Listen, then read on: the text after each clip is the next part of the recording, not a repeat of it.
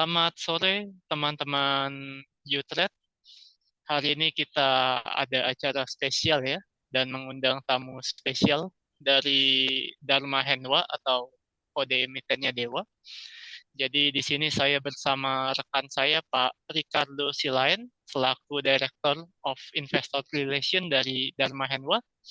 Dan di sini saya juga akan ditemani oleh rekan saya yaitu Pak Henry Effendi dan Pak Maskun Ramli selaku retail analis dari Keihian Sekuritas. Mungkin dari acara hari ini kita bisa mulai dari Pak Maskun untuk memberikan pemaparan sedikit ya mengenai IHSG dan mungkin sedikit tentang teknikalnya Dewa. Setelah itu akan dilanjutkan oleh presentasi mengenai Dewa oleh Pak Ricardo. Ya, silakan Pak Maskun.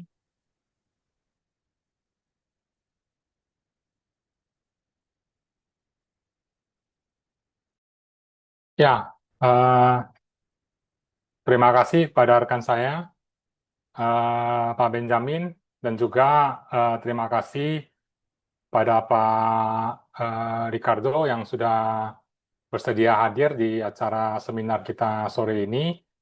Mungkin kita langsung aja ya masuk ke topik acara kita ya.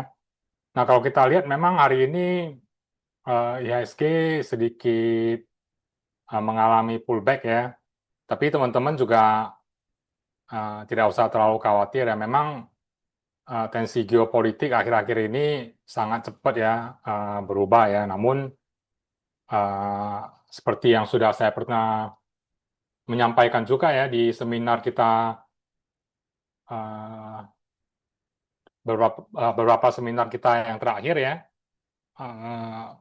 Kalau dari sisi teknikal kita cuma menganalisa dari pergerakan harganya ya. Memang kalau kita lihat dari pergerakan harga yang sudah pernah seperti yang saya utarakan sebelumnya, kita bisa lihat dari historical ya, bahwasanya di tahun 2025 ini indeks itu sebenarnya juga pernah terdepresi ya sekitar 24% ya di tahun 2025 ya. Kalau kita bisa lihat di sini ya, itu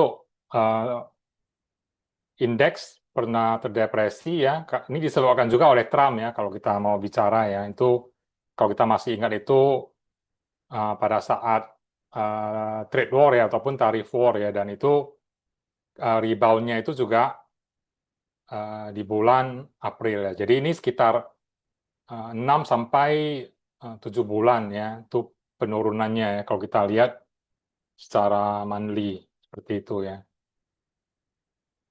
Nah, ini ya hampir mirip-mirip lah ya. Kalau kita tarik persentasenya dari peak sampai ke trough-nya itu juga IHSG itu juga sebenarnya udah sekitar 25% ya dari sini ke sini ya. Dan ini sekitar 24% ya. Jadi rebound-nya ini juga kalau kita lihat juga di bulan April. Jadi ya polanya itu sebenarnya hampir-hampir mirip seperti itu ya. Jadi saya rasa bottom-nya udah mulai kelihatan lah ya, ataupun boleh dikatakan ya ini udah sebenarnya udah hampir selesai ya seperti itu ya. Kalau kita lihat sendiri untuk IHSG, kalau kita lihat ya kalau kita pasang retracement simple ya ini sebenarnya udah hari ini udah kena ya di retracement 38% ya. Jadi kalau ada pullback sesaat ataupun profit taking itu saya rasa biasa aja ya, ataupun bagian dari pergerakan harga ya seperti itu. Tapi overall kedepannya kalau saya melihat ya ini udah selesai ya, bottomnya di level terakhir ini berapa ya, 69 ya, 69.15 ya. Jadi mungkin ya hopefully ya di bulan-bulan berikutnya ya indeks trajektorinya itu bisa naik terus. Nah, untuk Dewa sendiri juga sebenarnya ya mirip-mirip ya. Jadi kalau kita lihat sebenarnya ini kalau kita lihat dari tahun 2025 ya itu kalau kenaikan harga Dewa yang implosif itu sebenarnya terjadi kan di tahun 2025 ya. Nah, kalau kita tarik retracement juga sebenarnya retracement di 38% itu udah selesai ya. Jadi retracement dari pergerakan yang implosif ini itu udah selesai di level ini ya. Nah, kalau boleh kita katakan ya ini sebenarnya uh, rally akhir-akhir ini saya rasa ini udah bisa uh, kita lihat bahwasanya apa retracementnya ini udah berakhir ya. Nah, tentu saja mungkin kalau kita lihat ya ini ke depannya uh, Dewa ini bisa ke level berapa ya tentu saja paling gampang ya kita lihat aja resisten di uh, paling dekat itu ya mungkin di sekitar 655 ya. Sedangkan harga saat ini berada di 555 ya karena memang ada sedikit pullback hari ini ya. Tapi resisten paling dekat itu udah kelihatan ya di 655. Jadi 655 ini sebenarnya nggak terlalu susah ya untuk hit ya. Bahkan untuk balik lagi ke previous high di 865 ya saya rasa juga tidak menutup kemungkinan itu ya. Cuman ya tentu saja butuh waktu. Nah, selain itu juga kalau kita lihat juga dari sisi liquidity ini juga pada saat harga Dewa ini turun, kalau kita lihat liquidity kan juga sempat menyusut ya. Dan rally 4 minggu terakhir ini juga kalau kita bisa lihat ya liquidity-nya juga slowly improving ya. Jadi saya rasa untuk ke 655 ya tidak terlalu susah ya. Namun kalau untuk ke 865 lagi ya mungkin perlu waktu lah ya untuk beberapa waktu untuk kembali ke level previous peak. Ya mungkin itu aja dulu dari saya. Saya kembalikan ke rekan saya, Benjamin. Ya, oke. Thank you Pak Mas Kun untuk pemaparannya. Ya, mumpung masih ngobrolin tentang technical, ini ada satu pertanyaan ya, dari Pak Widodo. Apakah IHSG ada potensi ke double bottom? Apakah ada potensi bisa kembali ke bawah 7.000?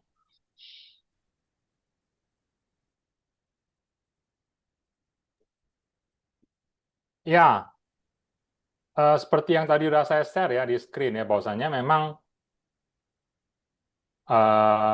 kalau kalau kelihatan dari grafik daily kan memang ya ini kelihatan seperti double bottom ya. Ya, jadi saya rasa seperti yang tadi saya udah paparkan, bahwasanya ini mungkin bottomnya udah selesai ya, karena ini tahun lalu itu juga turunnya dari peak ke trough itu juga sekitar 24% ya. Nah, ini yang di tahun 2026 ini juga udah sekitar 25% ya. Jadi sebenarnya bukan hanya tahun lalu aja ya, indeks juga ada beberapa kali ya yang mengalami penurunan di atas 20% ya. Kan 20% itu definisinya biasanya bear market ya. Kalau dari peak turun 20% itu biasa dianggap sebagai bear market ya. Jadi sebenarnya ada beberapa occasion ya, bukan hanya tahun lalu aja ya, tapi kalau kita lihat di tahun 2019, tahun 2020 itu juga pernah ya, itu pada saat COVID itu memang turunnya masif ya, jadi itu anomali lah ya, itu penurunannya bisa sampai 41% ya. Tapi kalau kita lihat yang di tahun 2015 ya, mungkin nanti teman-teman bisa cek sendiri ya, itu juga turunnya sekitar 23% dari peak ke trough dan itu berlangsungnya sekitar 6 bulan. Ya di tahun 2013 juga ya itu sekitar 4 bulan ya penurunannya ya. Dan kalau kita ukur dari peak ke trough-nya itu sekitar 27%. Jadi memang anatomi dari bear market itu sendiri itu penurunannya biasanya cepat ya, cepat dan masif ya. Ya kalau kita pakai istilah awam ya itu biasa berdarah-darah ya dalam waktu singkat ya. Biasa bisa 4 sampai 6 bulan atau 7-8 bulan ya. Jadi saya rasa ya ini juga udah selesai lah ya bottomnya ya. Dan mungkin hopefully ya bisa pick up lah dari uh, level 6, 9, 17 ini dan juga bisa pick up dari bulan April ini. Namun biasanya untuk fase bull itu biasa lebih panjang ya, itu bisa setahun ya. Kalau kita lihat juga dari contoh dari tahun 2025 ini dari trough ke peak itu kan mau berapa bulan tuh April sampai ke Januari ya. Jadi itu bisa 8 bulan ya, sekitar 8 bulan seperti itu ya. Jadi 8-9 bulan ya. Jadi ini bisa pelan-pelan lah ya untuk kembali ke peak ya. Jadi mungkin ya dari April itu mau balik lagi ke peak itu ya mungkin butuh waktu sekitar itu ya bisa bisa double ya, double 8 bulan ataupun mungkin 9 bulan, 10 bulan seperti itu. Ya mungkin itu aja sih dari saya.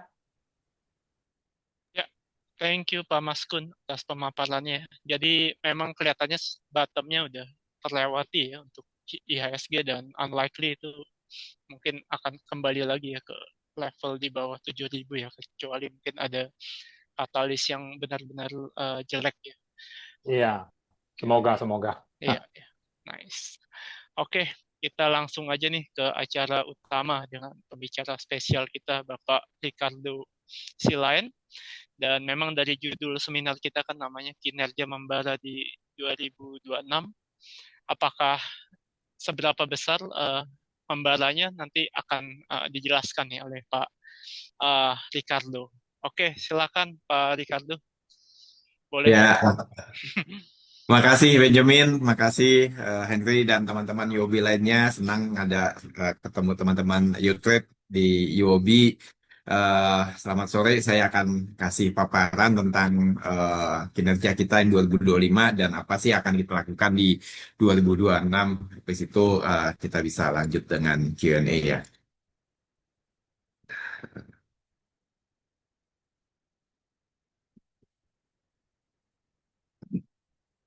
Eh, jadi ada kurang lebih ada 4 topik yang saya mau highlight di sini mengenai operational performance di 2025, kemudian numbersnya juga financial, kemudian ada mengenai one of items yang memang mewarnai angka laporan kita juga menyebabkan uh, bottom line-nya itu bagus sekali. Kemudian apa sih yang terjadi di di sektor maupun uh, di Dewa di tahun 2026. Nah, untuk background uh, refresh tentang operational performance kita di 2025, memang 2025 adalah tahun di mana turnaround yang sudah dilakukan manajemen mulai 2023, 2024, ini 2025 mulai menunjukkan hasil dalam bentuk peningkatan kapasitas dan juga perbaikan margin baik dari level gross, operating maupun di bottom line.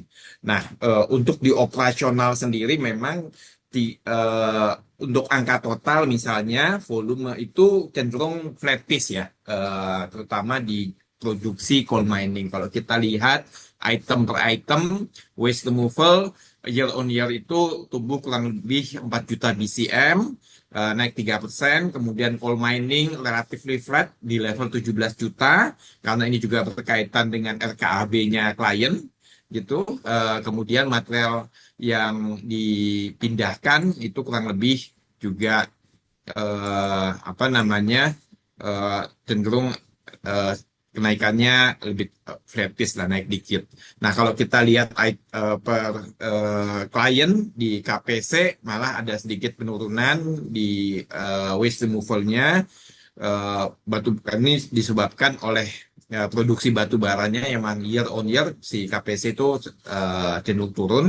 Kemudian untuk material move-nya mengikuti tadi OB removal-nya maupun coal mining-nya juga ada penurunan kurang lebih 14 juta BCM. Nah, untuk di Arutmin tapi ada peningkatan berarti yang ini juga dikarenakan in-house ininya kita juga naik sih. Di mana eh, kalau lihat OB removal-nya naik cukup signifikan, naik 30% dari 28 juta jadi 36 juta. Coal mining-nya sedikit naik kurang lebih 7% dari 6,1 ke 6,5 dan juga untuk material yang di move overall itu ada kenaikan 27%. Nah, di sini untuk DH-nya sendiri karena kapasitas in-house-nya memang meningkat, ini kelihatan eh, waste removal-nya di 2025 ini naik hampir 60%. Tadinya 60 juta di 2024, di 2025 our in-house volume itu mencapai 95 juta. Coal mining-nya juga meningkat 42% dari 9,5 ke 12,5 dan material move-nya juga kurang lebih naik 56%. Nah, ini adalah summary dari operasional kita yang dilakukan, baik volume yang dilakukan oleh DH maupun dilakukan subkon. Jadi kalau yang DH di 24 ke 25 itu peningkatan dalam hal material move, ini kombinasi dari OB removal dan juga coal production, itu naik dari 67 juta ke 105 juta. Sementara yang subkon itu turun lebih dari 40%, dari 80 juta ke only 47 juta sehingga total material move-nya kita naik kurang lebih ada naik 4 juta BCM selama tahun 2024-2025. Nah, ini terutama tadi disebabkan oleh peningkatan in-house capacities. Nah, kalau kita lihat fleet kita memang di 24 ke 25 ini eh, bisa dilihat misalnya di sini eh, di 24 subkon itu masih 80 juta, kemudian terutama ini yang di Bengalon ini secara bertahap turun ya, hingga akhir tahun di Bengalon turun dia 26 juta, kemudian adik Arutmin juga bertahap itu turun secara bertahap juga. Nah, jadi kelihatan bahwa di 2025 ini yang kalau di KPC aja itu di tahun 2026 ini akan meningkat sampai 116 juta, kemudian selisihnya 32 juta akan berasal dari existing fleet. Ini based on the existing fleet yang dimana nanti di KPC Bengalon akhir April ini semua akan di take over oleh Dharma Henwa dari subkonnya. Nah, kalau kita lihat angka kinerja tersebut refleksi ke financial year on year jadi peningkatan 6%, total net revenue itu 6,4 T, kemudian gross profit, nah ini efek dari peningkatan kapasitas pergantian dari yang namanya subkon menjadi in-house, ini kelihatan di margin. Kalau subkon itu tipikal marginnya itu sekitar 6-8%, tapi kalau kita pakai in-house fleet, itu margin bisa, EBITDA margin ya, bisa 30-35%, bahkan bisa lebih di level project. Nah, di sini bisa terlihat bahwa gross profit kita naik dari 440 roughly menjadi 962. Nah, kalau di bawah gross profit, OPEX di tahun 2025 ini bisa dibilang flattish. Angka absolutnya hampir nggak berubah di 236 miliar. Ini memang kita melakukan cost control, terutama banyak penurunan itu di biaya others. Sementara yang terjadi peningkatan itu hanya di salary. Nah, efeknya karena flat, tadi OPEX-nya flat, operating profit itu naik signifikan dari 206 menjadi 726 atau naik 2,5 kali lipat. Margin juga expand dari kisaran 11-3% menjadi tinggi sekali ya, kita lebih 14%. Nah, net income di 2025 itu kita catat di 24,3 T. Ini karena ada one off gain yang nanti akan saya jelaskan di slide berikutnya. Nah, kalau EBITDA juga terjadi peningkatan double dari 862 menjadi 1,75 T.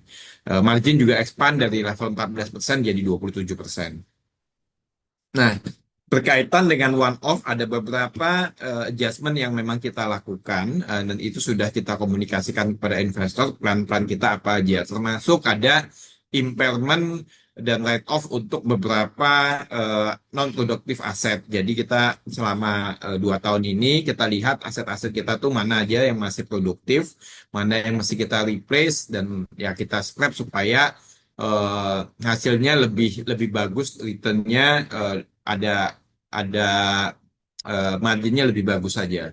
Jadi kita udah identifikasi, kemudian beberapa yang menurut kita sudah aging dan tidak layak pakai atau tidak produktif, ini kita jual. Kita catat loss in terms of fixed asset itu di sekitar 500 miliar. Kemudian ada write off juga receivable yang menurut kita yang dari 10 tahun lalu dan tidak tertagih maupun inventories yang spare part yang tampaknya juga udah nggak bisa lagi digunakan, usang, itu kita write off. Jadi totalnya write off kita itu kurang 800 miliar. Tujuan write off ini yang utama adalah kita ingin meningkatkan quality of reporting kita, dan kita juga pengen meningkatkan efisiensi. Jadi aset yang kita operasikan itu bisa generate return yang paling optimal. Nah, di akhir 2025 itu kita udah catat impairment write off untuk those non-productive asset totalnya tadi 800 miliar. Nah, berkaitan dengan diakuinya Gayo dan secara perubahan struktur ownership oleh ESDM dan sudah dicatatkan di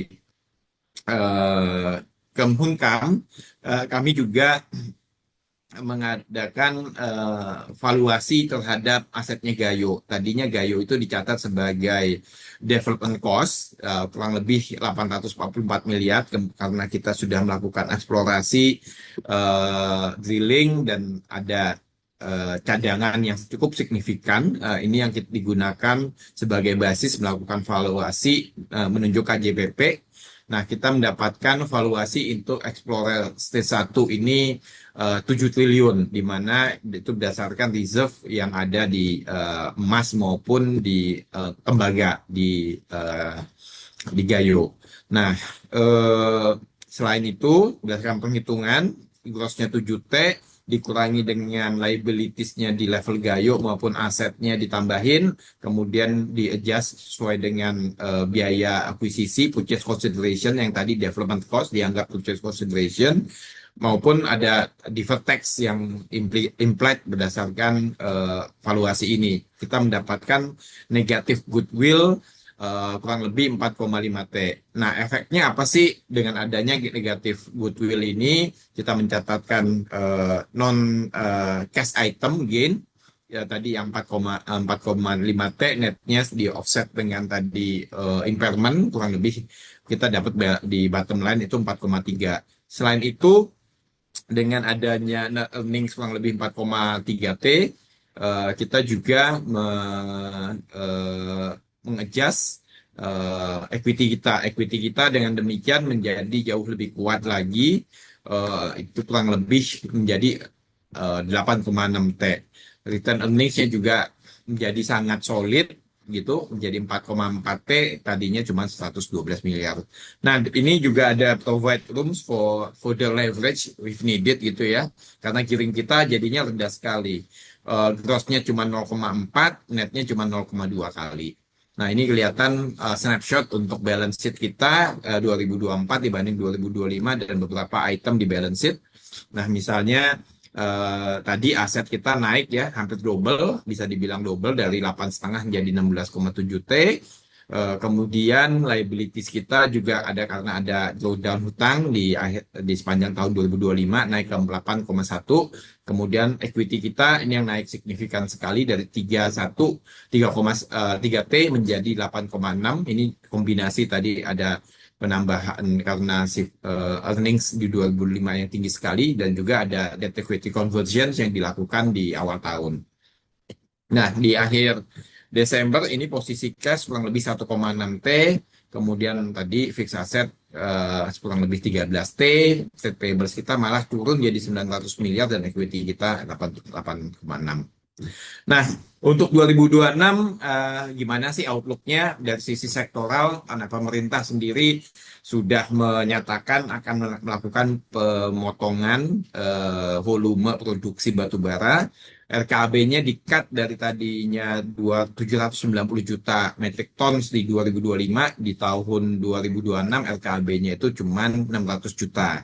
Nah, ini menurut pemerintah adalah langkah yang diambil untuk preserve, maintain long term reserve-nya nasional dan juga mendukung harga batu bara supaya tetap bagus. Karena sepanjang tahun 2025 kalau kita lihat harga batu bara itu mengalami penurunan yang cukup drastis ya, steady dari 2002 peaknya 23, 24, 25, bottomnya itu di mid 2025 terjadi penurunan yang cukup signifikan. Nah, dengan adanya pemotongan ini diharapkan ada stabilisasi harga. Nah, on the other hand, pemerintah juga menyatakan bahwa mine owners yang dulunya CCOW yang kemudian dikonversi menjadi IUPK itu akan mendapatkan RKAB 100% sesuai dengan proposal. Proposalnya ini biasanya sesuai dengan mine life, mine design-nya. Nah, ini juga yang menjadi dasar untuk Dharma Hendwa bekerja di KPC dan Arutmin dan bisa dibilang impact-nya tidak ada, minimal sekali lah, sehingga kami bisa beroperasi secara normal di tahun 2026 untuk KPC dan Arutmin. Almost no impact bisa dibilang. Nah, update-nya sampai akhir Maret, awal April, ini pemerintah sudah menyetujui 580 juta ton of full production dari total budget yang 600 juta. Jadi ada masih beberapa yang belum disetujui untuk batu bara. Nikel juga masih cukup banyak yang belum di-approve. Rencananya di 2026 itu kurang lebih stabil, flat dibanding tahun sebelumnya 250, 260, tapi approvalnya sampai akhir Maret itu masih 150 juta. Jadi ketidakpastian terhadap proses tambang di beberapa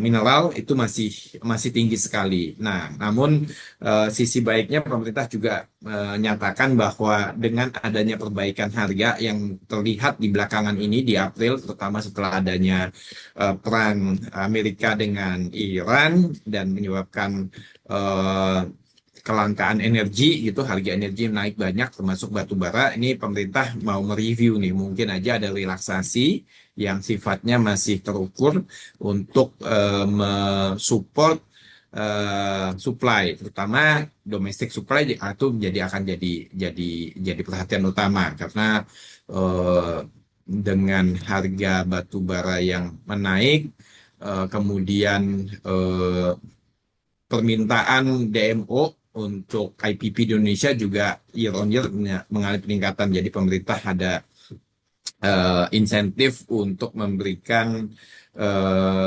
tambahan volume lah untuk national production di 2026 dari yang baseline-nya tadi yang 600 juta. Nah, untuk Gayo sendiri, kami ingin memberikan update bahwa per Desember kuartal 4 kemarin kami sudah mendapatkan persetujuan dari Kementerian SDM maupun Hunkam untuk dimasukkan pergantian kepemilik ownership, jadi sah di bawahnya Dewa kalau tadinya kita catat sebagai development cost. Nah, ini kita karena sudah dapat approval di kementerian, ya kita bisa mencatatkan. Gayo sendiri adalah 34.500 hektar konsesi tembaga dan emas.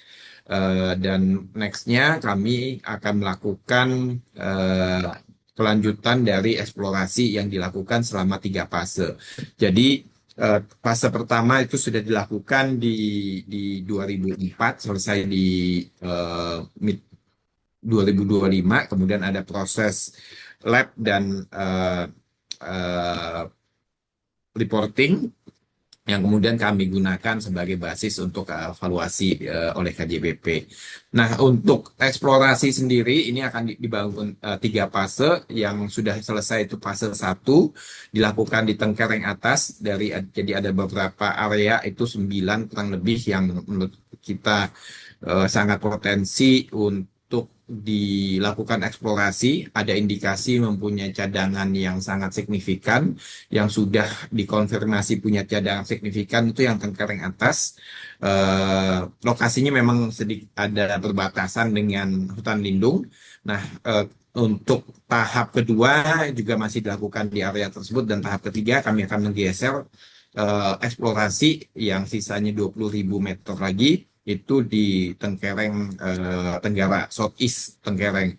Nah, ekspektasinya proses ini akan selesai di 2027. Nah, jadi ada proses drilling, eksplorasi ini tetap jalan terus. Sempat terjadi hiccup, terutama kemarin ketika terjadi banjir, tapi sementara saja sudah berjalan, sekarang sudah berjalan normal. Nah, selain itu saya akan update bahwa kita sudah dapat funding 5 triliun dari konsorsium Bank Mandiri dan BCA. Dari ini sebagian sudah kita tarik ya di akhir tahun, eh, dan masih ada yang bisa kita gunakan terutama untuk working capital. Nah, untuk rate-nya sendiri jauh lebih kompetitif. Ini kurang lebih Indonesia 90 hari tambah 268 bips. Ini roughly di kisaran 6,75%, sekarang di bawah 7%. Alokasinya kurang lebih hampir setengah itu digunakan untuk refinancing yang Bank BCA dan Himbara, kemudian ada 1,6-nya working capital dan 1,2-nya bisa digunakan untuk uh, uh, peningkatan alat berat atau capex, expansionary investment. Nah, selain itu kita juga dapat rating dari Pevindo IDA stable di Januari, dan ini akan kita gunakan sebagai basis dalam proses sukuk issuance yang saat ini sedang berjalan baru saja. Mungkin nanti di mid 2026 akan kita issue. Totalnya ini PUB ya, totalnya kurang lebih 3,5 T, tapi dimulai dengan 500 miliar dulu. Untuk Arutmin juga kita sudah mendapatkan extension, tadinya 5 tahun, ini jadi main life. Volume juga meningkat in total jadi 25 juta BCM, dan batu baranya 48 juta. Buyback juga sudah selesai. Dari total buyback yang dialokasikan 950 miliar, hampir bisa dibilang semuanya sudah kita spend sebagai buyback selama periode 3 bulan dari November ke Februari. Average price-nya 580, total yang kita beli itu 1,64 juta shares, miliar shares, atau 4,03%. Ini saat ini dicatat sebagai treasury shares. Nah, untuk 2026 sebagai highlight bahwa per April ini Bengalon akan selesai dengan Subkon, akan mulai Mei ini take over semuanya oleh KPC, oleh Dharma Henwa, jadi 100% will be in-house. Alat beratnya juga sekarang sudah turun, udah di dermaga dan sudah dimobilisasi ke Bengalon. Kemudian kita juga expect akan ada volume tambahan atau tambahan pekerjaan dari KPC di luar yang Bengalon. Kemudian untuk rencana kita ekspansi beyond the coal and beyond the group ini masih jalan, termasuk yang di Kalimantan dan Sulawesi. tapi ini memang subject to RKB. Kemudian nextnya kita juga akan mulai menggunakan hybrid maupun EV whenever possible untuk existing dan new projects. Dan di Mei ini kita akan melakukan AGM di mana rencananya kita juga akan announce dividen dari operating result. Itu update yang saya ingin sampaikan, brief. Saya kembalikan ke Benjamin untuk Q&A. Terima kasih. Ya, thank you Pak Ando for the presentation. Jadi kita semakin yakin nih bahwa kinerja di 2026 ini akan semakin membara ya jika dibandingkan dengan kinerja di tahun 2025. Iya. Mungkin dari saya ada satu pertanyaan ya, di chat box juga udah banyak pertanyaan ya dari peserta. Mungkin saya mau bertanya satu pertanyaan dulu. Mungkin ada guidance nggak sih Pak untuk dari total volume outlook untuk tahun 2026 itu berapa dibandingkan dengan tahun 2025, kenaikannya mungkin kurang lebih berapa ya Pak untuk dari sisi bisnis kontraktor? Nah, oke. Jadi untuk volume kan kalau di 2025 kalau kita OB removal, jadi acuannya yang utama adalah OB removal itu karena eh, eh, OB overburden removal itu adalah the main source of revenue untuk main contractors. Kalau tahun lalu itu 138,6 based on KPCA Rutmin, Bengalon, Asam-Asam, dan Kintab. Di 2026 ini, on the existing project, kita expect di kisaran 150-155. Itu untuk OB removal. Nanti volume batu baranya juga kurang lebih akan ngikutin based on strip ratio yang kurang lebih sama lah, mirip dikit berubah kurang lebih sama dengan tahun lalu untuk in terms of volume. Nah, volume tambahan ini akan datang dari beberapa item. Yang utama tadi project yang dari Kalimantan, batubara yang kami sudah garap, kami sudah diskusikan, sudah late stage negotiation, sudah hampir approve, tapi unfortunately karena RKB-nya tiba-tiba di hold, ini kita mesti duduk bareng lagi karena sebelumnya misalnya yang di Kalimantan itu targetnya itu bisa 5 juta. Dari tadinya volume cuma 1,4 naik ke 5 juta. Tapi tiba-tiba pemerintah memotong tadi RKB 600 termasuk tambang yang ini di mana berdasarkan edaran yang sifatnya non-formal, nggak resmi, itu tetap 1,4 juta. Dengan demikian ya kita mesti duduk bareng, assess berapa sih ini bisa dapat. Demikian juga yang terjadi dengan yang nikel yang di Sulawesi masih on hold karena volumenya masih nggak pasti. Nah, on top of that sebetulnya kami yakin bahwa sebetulnya di second half ini bakal dapat lah dua-duanya ini bisa dapat. Cuman pertanyaannya volumenya berapa, rate-nya mesti berapa juga. Itu yang kita belum pasti. Selain itu, volume tambahan ada dari KPC yang saat ini KPC sendiri kalau Dewa di KPC itu volumenya 2025 itu kurang lebih masih 20 di bawah 25%, 22%, 23% dari total volume OB yang ada di KPC. Nah, jadi di KPC itu ada porsi works yang dilakukan oleh in-house-nya, MOD namanya. Dan ini mungkin akan kita take over. Take over-nya mungkin secara bertahap, mulai dari polling, nggak langsung OB, dan volumenya juga cukup signifikan. Nah, ini yang kita bisa jadi upside untuk volume tahun ini. Gitu sih untuk volume. Jadi yang based on the existing aja setidaknya di 150 155 plus nanti potensi volume dari yang tiga itu. Gitu Ben. Oke, thank you Pak, sangat jelas. Mungkin itu kan yang volume kan 150 sampai 155 kan itu belum, itu kan mungkin masih ada yang subkonnya ya. Jadi kalau yang benar-benar Dewa ngerjain Oke, sendiri, iya. kira-kira berapa ya? Jadi dari situ memang yang ada subkon adalah yang di Bengalon ya, ada yang di Bengalon yang sampai April. Itu volume tahunannya 26 juta. Kalau kita proporsionalkan kurang lebih mungkin bagian mereka ada 8 juta kayaknya BCM-nya ya. Oke, jadi yang internal Dewa berarti kurang lebih 150 sampai 155 dikurangi 8 kali ya. Kurang 8, ya kurang 8 deh. Iya, 8 10 kali ya. ya, ya. Oke. Ya, mungkin sekitar ya Iya, 145-an ya. iya, betul. Naik dari 95 ke Iya, 145 ya.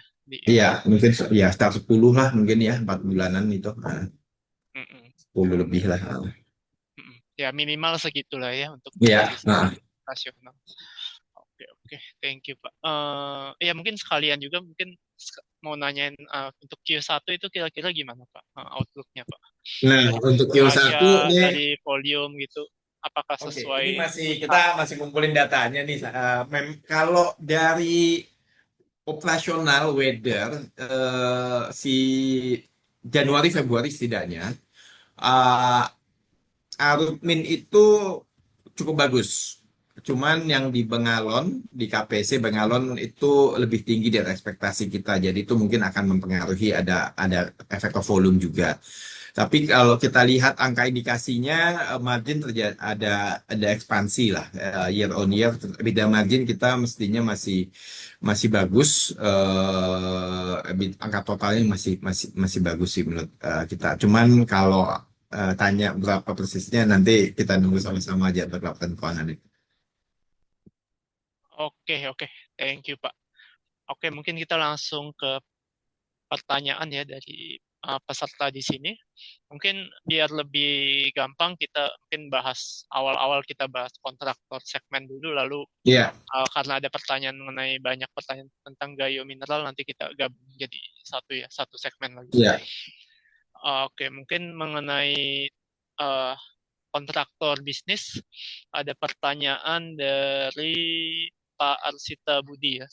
iya. Dengan kondisi kenaikan harga oil saat ini, apakah terdapat sensitivity dari kenaikan harga fuel cost terhadap profitability dari Dewa, dan kalau boleh saya tambahkan mungkin dari sisi supply fuelnya itu bagaimana Pak untuk sekarang, apakah masih aman atau mungkin ada Ya. sedikit kekurangan?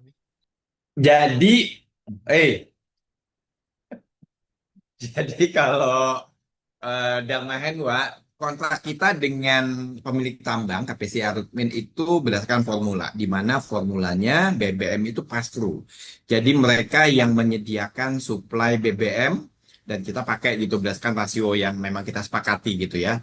Jadi any changes in terms of oil price has no impact into our margin. Setidaknya on the contractor side ya. Itu nggak ada, bisa dibilang nggak ada impact terhadap all margin. Semuanya pass through, ini rate kita tetap nggak berubah. Jadi minimal, bisa dibilang minimal impact untuk Dewa. Memang ini case by case basis kontraktor yang lain mungkin dengan project yang lain itu bisa berbeda. Tapi untuk Dewa pass through, jadi nggak ada impactnya. Itu satu. Yang kedua, isunya memang eh, availability. Kalau harga fuel itu udah meningkat banyak. Kalau dulu di sebelum perang awal tahun itu harga BBM ya B40 solar industri itu di kisaran 13.000. Tapi setelah perang ini naik double, lebih dari double malah. Setelah lebaran itu sampai 26.000. Nah, supply so far itu masih cukup. Karena it happens vendornya Dharma Henwa kayaknya memang stocking up sesaat sebelum perang. Jadi inventory katakanlah untuk operasional sebulan, 2 bulan ini is no issue. That's one thing. Walaupun harga memang naik, tapi itunya masih penting. Kalau kita melihat dari bigger pictures tadi kita aligning antara uh, antara RKAB ya dengan availability of solar industry ini kayaknya provide some comfort. Gimana ininya gini. Kalau kita lihat eh, produksi batu bara di 2025 itu kan RKB-nya 790 juta ya. Bahkan realisasinya mungkin lebih dari 800 sebetulnya.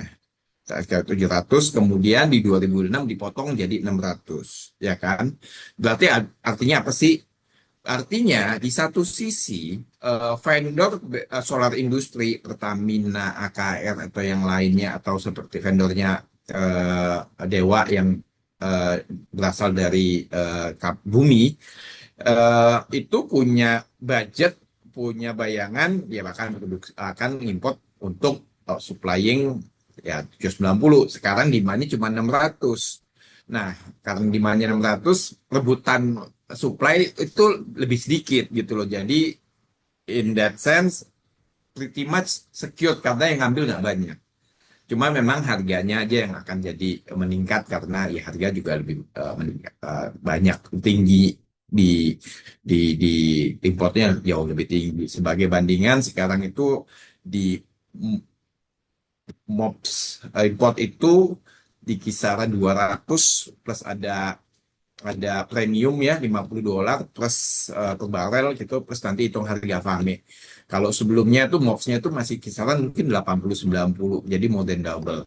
Makanya harga eh, BBM meningkat banyak.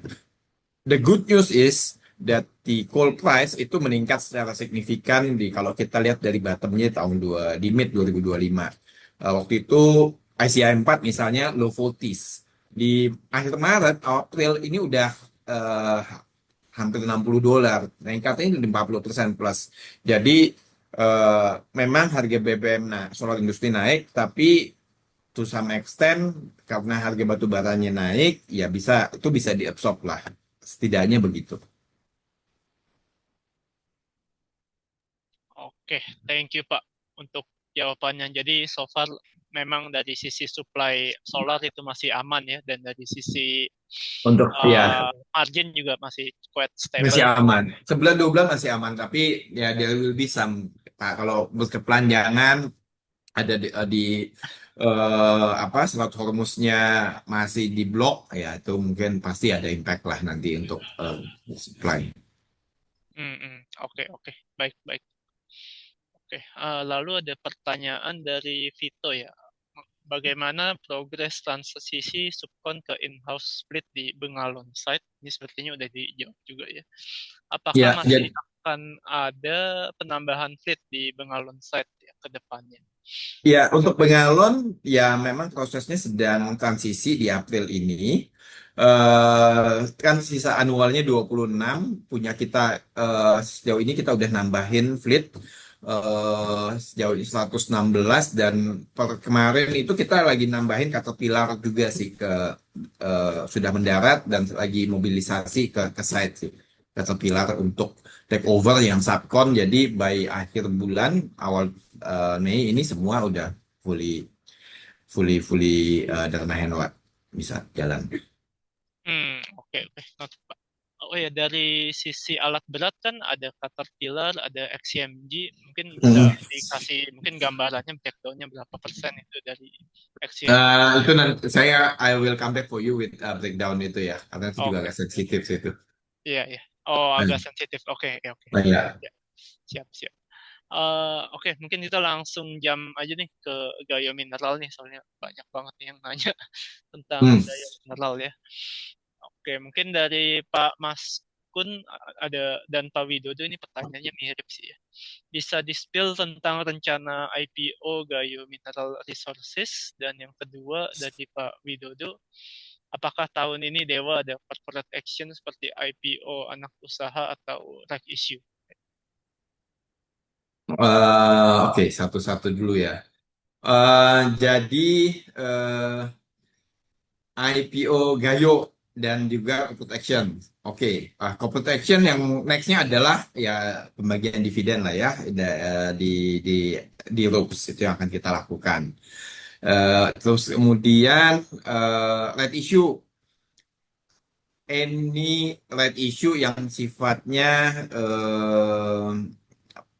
penguatan equity kita tuh udah gede. ya kan? Karena tadi ada penambahan dari earnings yang cukup signifikan di tahun 2025.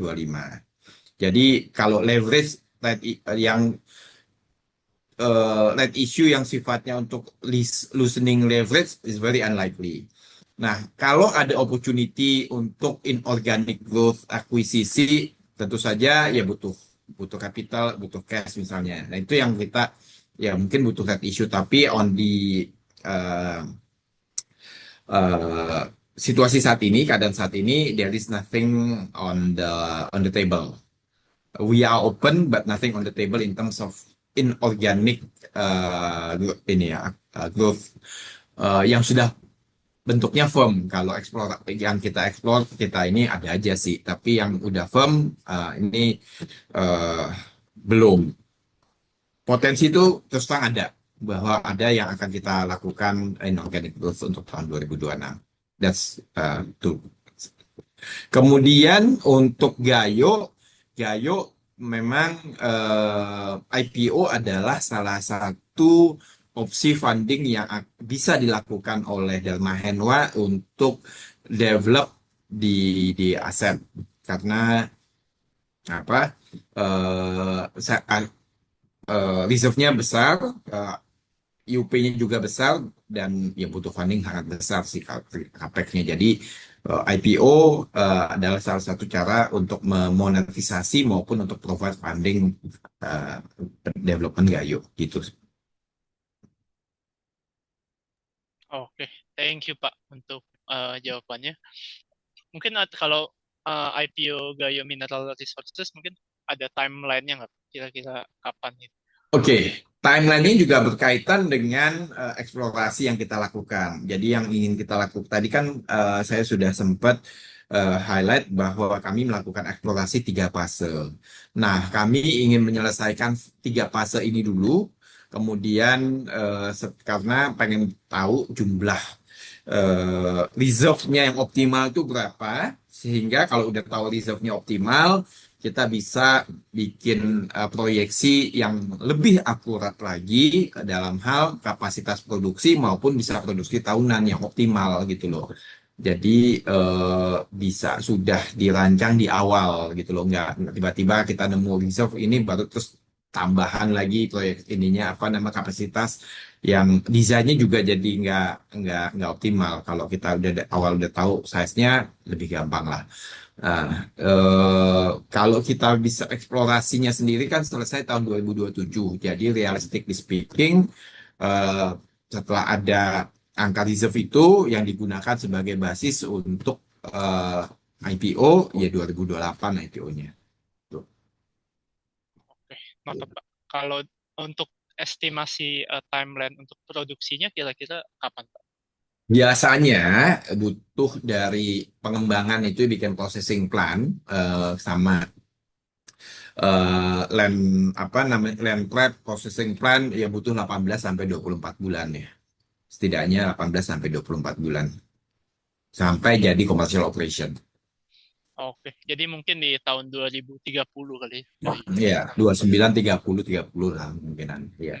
I see. Jadi memang udah jelas nih untuk Dewa ini untuk at least 4 tahun ke depan pasti grow terus ya, dari mungkin 3 tahun ke depan kontraktor, lalu kemudian ada dari mining bisnis ya. Ya. Oke, mungkin lanjut lagi mengenai Gayo Mineral. Ada pertanyaan dari Pak Adam.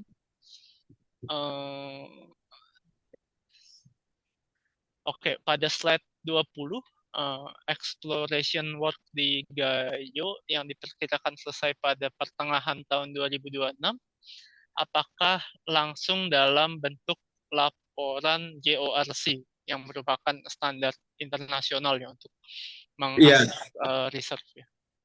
Ya, jadi memang Gayo ini sedang di apa namanya kita lakukan eksplorasi tahap 1 dan tahap 2.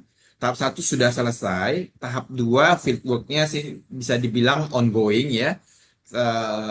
Ini harapannya bisa selesai di semester 1 ini, tapi reportnya belakangan. Kemudian kita akan lanjut, itu jadi total tahap 1, tahap 2 itu 30.000 meter.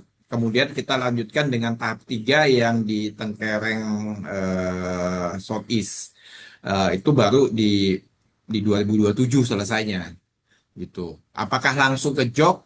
Kayaknya gitu. Kami akan tiga-tiganya selesai di jog ya. Nanti ininya jadi jog. Ekspektasinya jog gitu. Oke, oke. Noted, Pak. Oke. Iya, mungkin ada lanjutan lagi nih pertanyaan dari Pak Adam. Mungkin ada hubungannya sama corporate action yang tadi ya. Hmm. Apakah mungkin Dewa melakukan right issue-nya untuk menggantikan struktur IPO Gayo Mineral?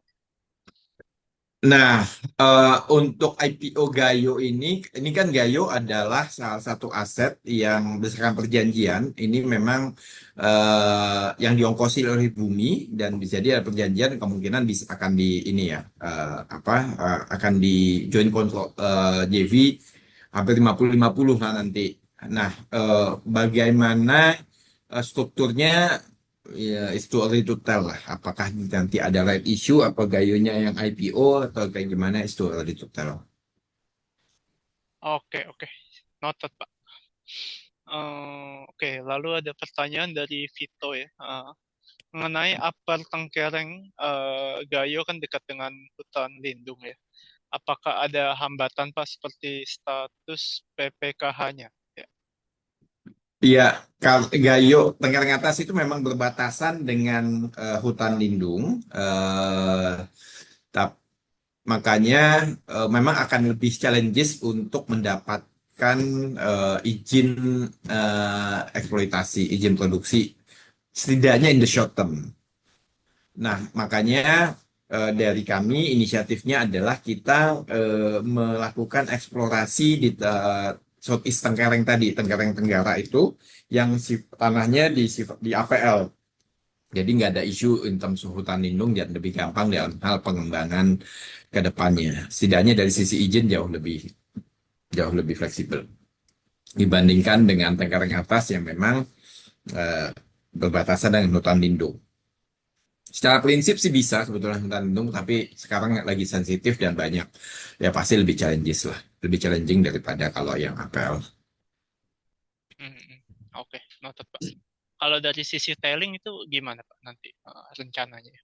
Hmm. Di Gayo Mineral ya? Tailing, Ya, wah itu tell lah. Tailing oke. eh, reserve-nya aja belum, Ya. apa namanya tahu processing plant-nya lokasinya di mana aja belum. Terus untuk tailing ya, memang sudah diidentifikasi mungkin beberapa spot yang bisa dijadikan untuk tailing, tapi itu tell lah. Hmm, hmm. Oke, baik, baik, Pak. Oke, Hmm. ini ada lanjutan nih pertanyaan dari Pak Adam. Mungkin Hmm. clarify aja, jadi JORC itu akan keluar semua kemungkinan di 2027 ya. Jadi tidak ada pengumuman reserve ya di tahun 2026. Nah, apakah tidak ada pengumuman reserve? Ya mungkin better to wait until semua selesai sih. Mungkin ya, kayaknya sih begitu. Setidaknya lebih baik begitu daripada keluarnya sekarang. Tapi ya mungkin lebih nunggu kita optimal di 2027 instead of di 2026. Things can change. Ini bukan sesuatu yang saklek gitu ya, tapi lebih lebih baik mungkin yang di 2007 sampai semua 50.000-nya sih selesai. Ya, ya, oke, oke. Noted, noted. Ya, oke. Jadi ya lebih aman ya ekspektasinya di 2027 aja ya. Ya. Oke, oke. Baik. Oke, ini belum ada pertanyaan lagi ya. Ada, belum ada pertanyaan tambahan ya dari teman-teman peserta ya. Mungkin dari Oke, jadi berhubung belum ada pertanyaan, mungkin saya akan memaparkan sedikit lah mengenai view kami ya, mengenai Dharma Henwa ya. Uh, Sebentar ya, coba saya mau share mengenai report kita ya yang terakhir.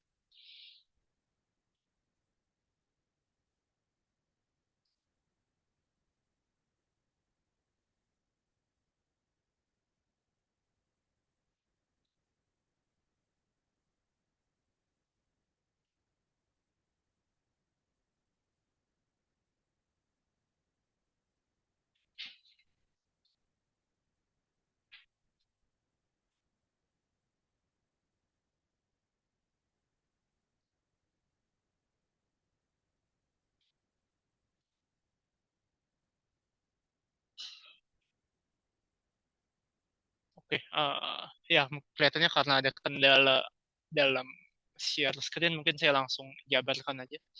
Jadi untuk Dharma Henwa, kita memandang positif ya untuk kinerja Dewa di tahun ini. Dari sisi di tahun lalu kan, dari sisi pre-tax profit itu, profit Dewa itu sangat tinggi ya. After kita adjust itu estimasinya dari sisi kinerja operasional ya before tax itu berada di level sekitar 481 M ya.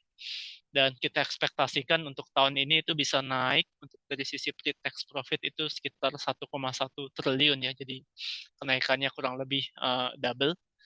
Ini dikarenakan oleh production increase yang sudah dijelaskan oleh Pak Ando tadi. Dan dari sisi katalis juga sudah banyak dijabarkan juga ya, terutama dari peningkatan produksi di tahun ini dan new project ya di KPC dan juga beyond bumi kan ada potensi satu project batu bara di Kalimantan dan juga di tambang nikel ya di Sulawesi. Sehingga kita masih maintain buy dengan target price sekitar 1.375 ya, based on kita menggunakan DCF ya untuk melakukan perhitungan dari target price kita, dan ini cuma menghitung dari cash flow dari bisnis kontraktor aja. Ini belum merefleksikan tambahan potensi dari Gayo Mineral. Jadi dari sisi upside ini masih sangat tinggi ya, lebih dari 100% upside ya untuk Dewa ya, berdasarkan assessment kita ya. Mungkin itu aja dari saya. Mungkin sebagai closing, mungkin dari Pak Ando sendiri, apakah ada closing remark? Ya, thank you Benjamin. Kalau dari saya bahwa Gayo punya long term growth opportunity yang bagus, Dewa juga short termnya kita lihat mestinya bagus. Memang ada challenges, hujan yang sedikit di atas ekspektasi maupun RKB ya volume, tapi we are very optimistic untuk 2026 ini year on year there will be growth gitu ya, driven by new volume.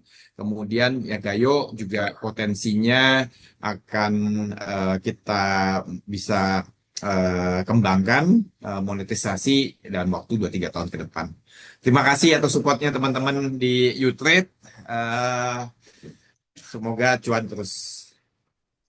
Ya, thank you Pak Ando dan Thank you juga Benjamin. peserta di seminar hari ini sudah mensupport acara kita, dan nantikan acara-acara kita selanjutnya yang juga nggak kalah seru. Ya, thank you teman-teman, sukses dan cuan.